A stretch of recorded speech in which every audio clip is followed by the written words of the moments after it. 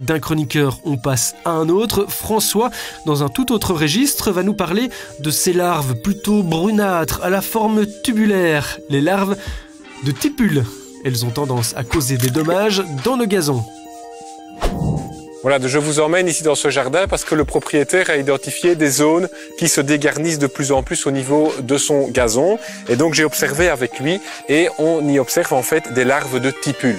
Donc il faut savoir que la larve de tipule est de plus en plus courante et peut causer des problèmes assez importants au niveau des gazons. Donc voilà, ici on observe une zone qui est attaquée.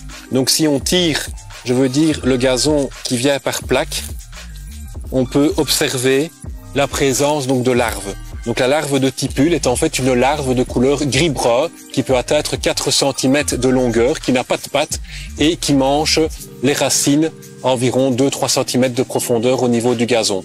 Un autre signe caractéristique pour diagnostiquer la présence de larves de tipule est la présence d'oiseaux, donc notamment des corneilles, des étourneaux, des pics qui viennent manger en fait les larves et qui occasionnent aussi des dégâts supplémentaires pour rechercher ces larves-là dans le sol. Donc il faut savoir que ces larves-là vont continuer à se développer aussi au printemps suivant pour au final, vers le mois de juin, devenir des adultes. Et l'adulte en fait c'est un diptère, c'est ce que l'on appelle communément le cousin, donc qui est en fait la tipule des prairies qui ressemble à un gros moustique qui vole en soirée ou alors en tout début de journée et qui alors par après vient pondre ses œufs sur le gazon durant l'été, donc principalement au mois d'août-septembre, pour après se retrouver dans la situation actuelle avec des larves qui sont présentes au niveau du sol. Donc la solution pour lutter contre les larves de tipule est d'utiliser des nématodes. Donc ici il s'agit de nématodes qui sont hyper spécifiques par rapport au problème. Donc les nématodes en fait vont utiliser les larves de tipule pour se développer et en se développant, les nématodes vont tuer la larve.